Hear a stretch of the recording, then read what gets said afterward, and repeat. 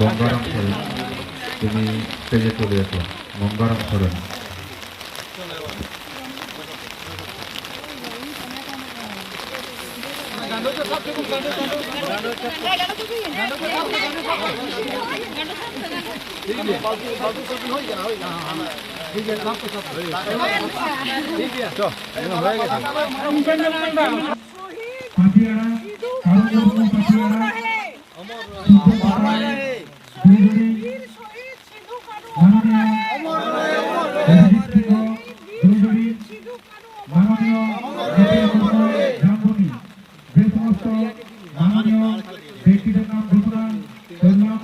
আপনারা যদি এখানে এসে থাকেন অতি অবশ্যই আমাদের এই স্টেজের উপরে চলে আসুন।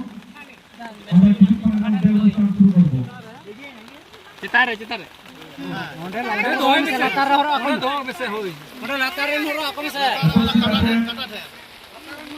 ঝাড়গ্রাম সাঁওতালি ডাক্তার আপনার পক্ষ থেকে উদ্বোধন সঙ্গীত পরিবেশন করার জন্য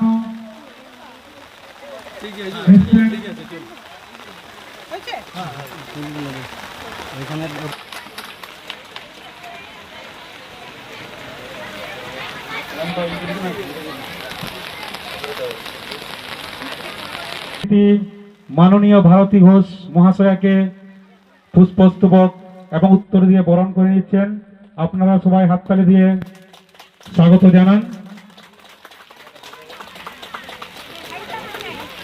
এবং উত্তর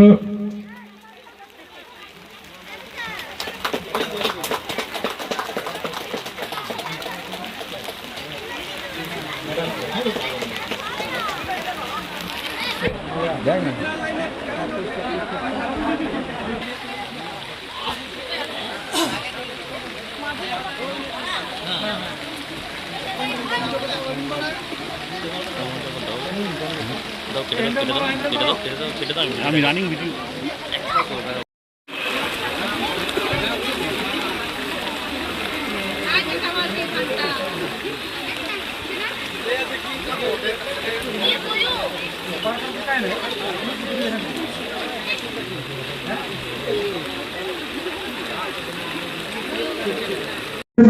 এককালীন ঝাড়গ্রাম জেলা পুলিশের সুপারিনটেন্ডেন্ট ছিলেন। খুব কাছের মানুষ আমাদের। আজ মূল্যবান বক্তব্য রাখবেন আমাদের সামনে। আপনারা অনুগ্রহ করে একটু শুনুন।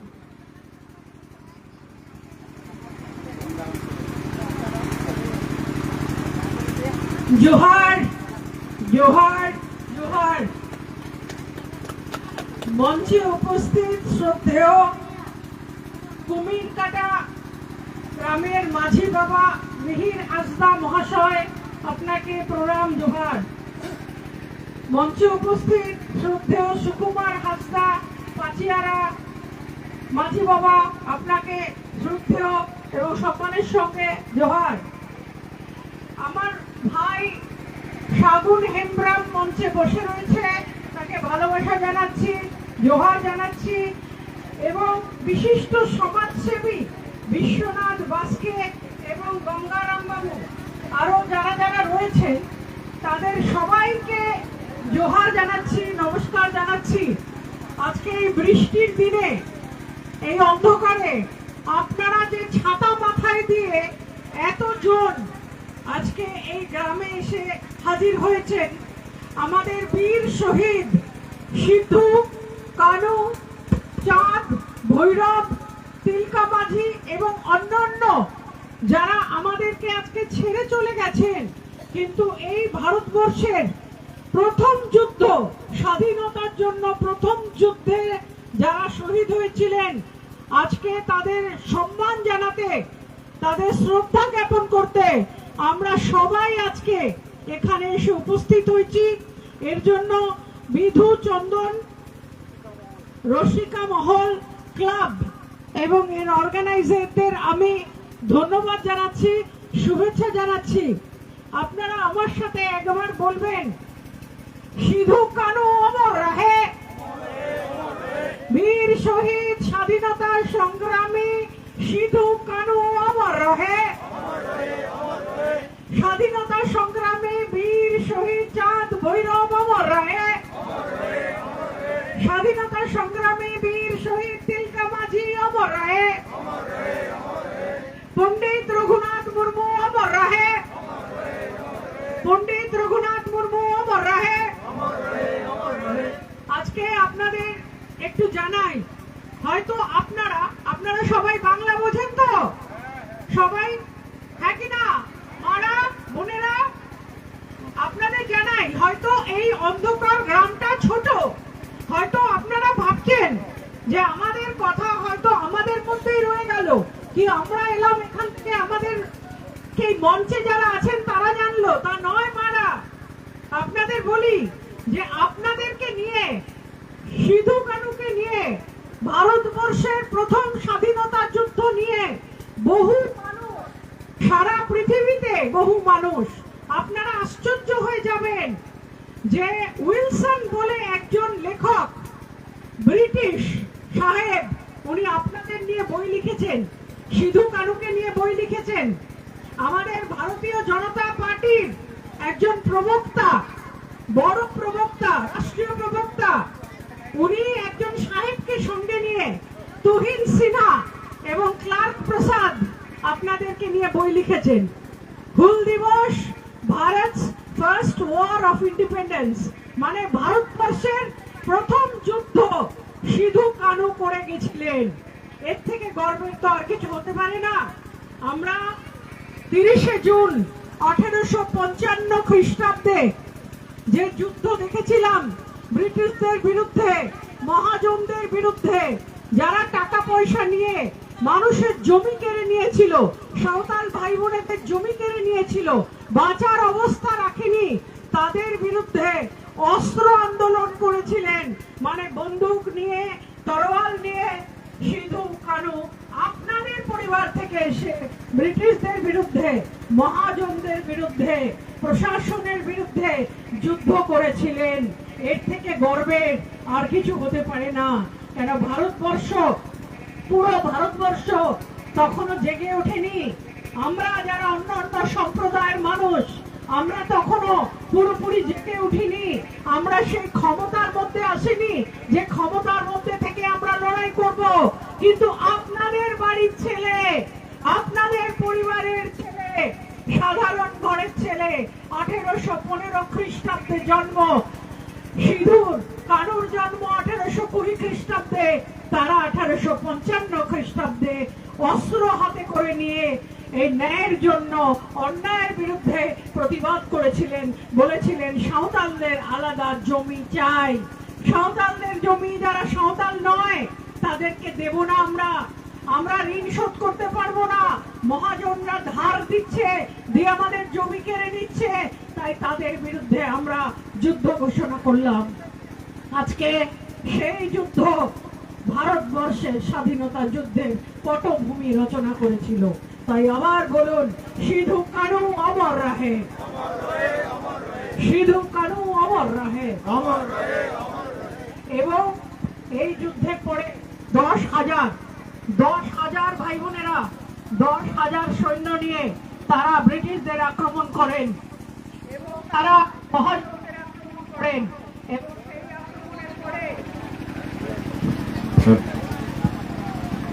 সেই আক্রমণের পরে তাদেরকে বন্দী বানানো হয় এবং ঠিক 1 বছর পরে তাদের সবার সামনে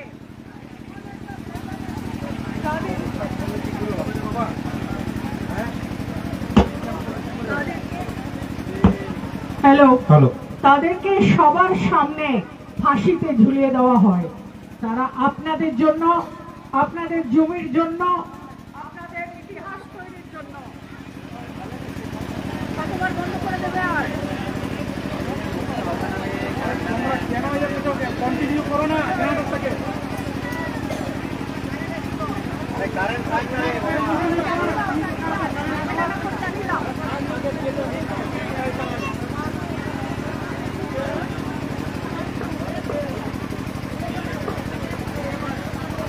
হ্যালো, জেনারেটরটাকে কন্টিনিউ করা, কারেন্টের দরকার নাই।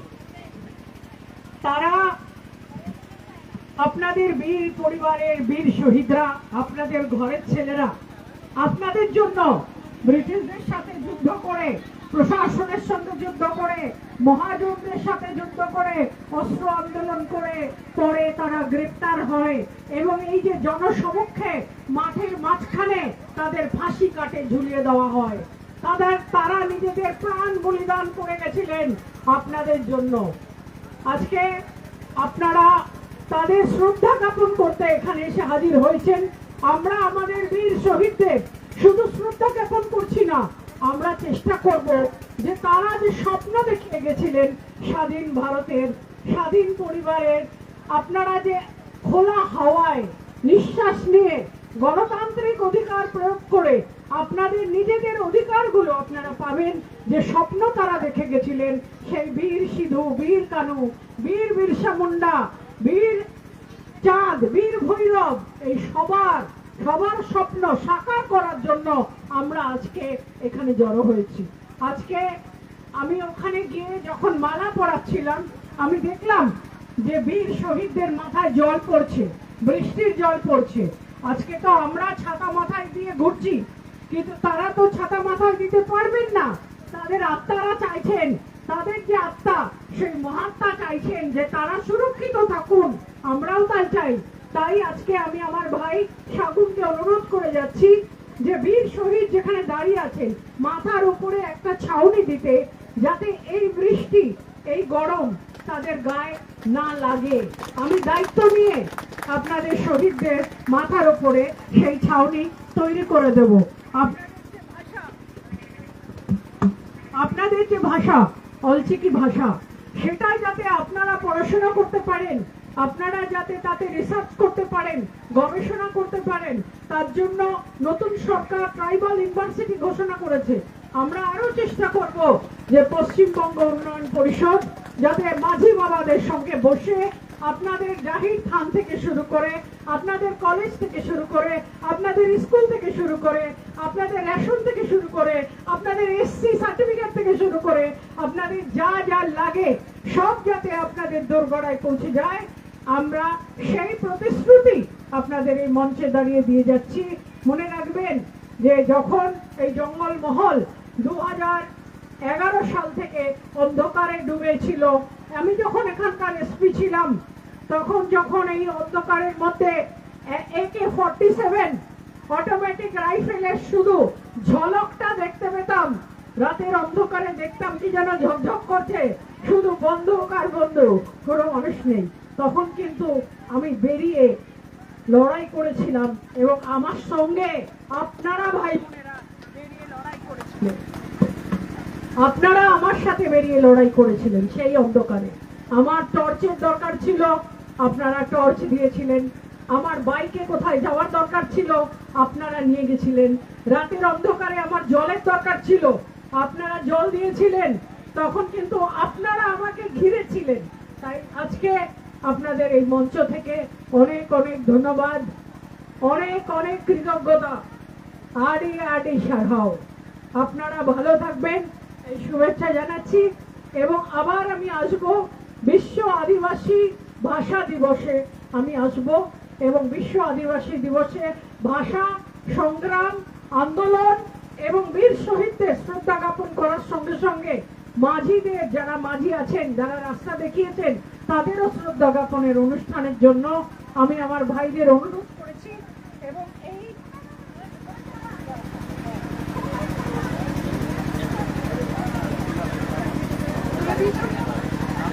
এই অনুরোধ আপনাদের কাছে রেখে গেলাম। আপনাদের একটা পোকা আমাকে ভালোবাসা জানিয়ে গেল, মুখে ভালোবাসা জানিয়ে গেল। আপনাদের আবার জোহার জানাচ্ছি, সবাই ভালো থাকবেন। আর এই উৎসাহ, এই উদ্দীপনা, এই সাহস, এই আপনাদের যে মুখে চোখে আনন্দ, এটাকে ধরে রাখবেন।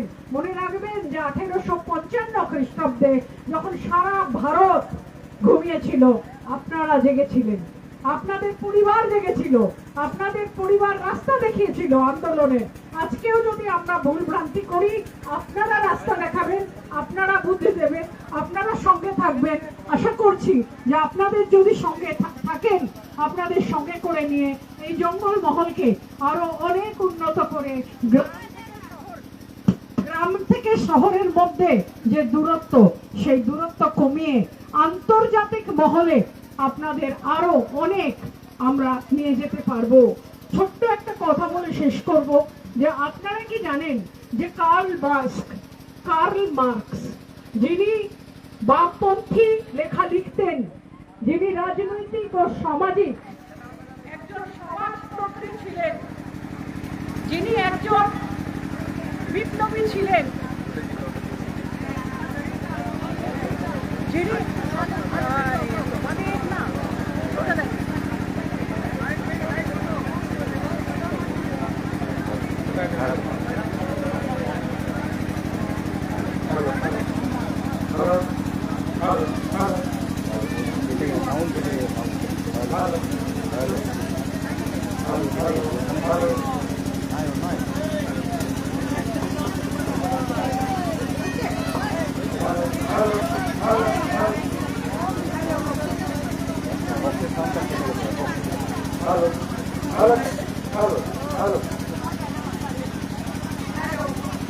শুনতে পাচ্ছেন?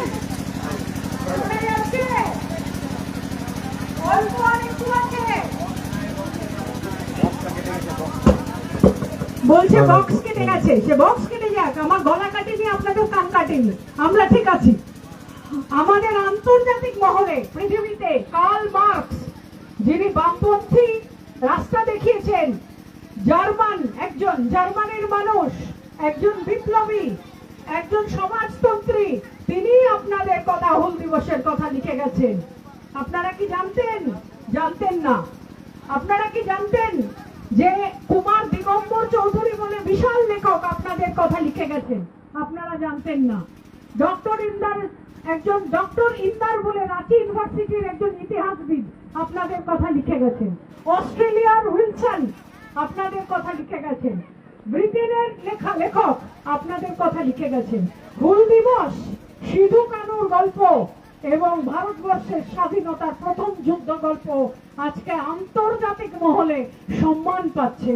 তাই আপনারা, এই গ্রামবাসীরা আপনাদের আবার সসম্মানে প্রণাম জানাই, জোহার জানাই। ভালো থাকবেন মায়েরা, বোনেরা, ভাইরা। আমার অনেক অনেক ভালোবাসা, অনেক অনেক শুভেচ্ছা। জোহার জোহার জোহার।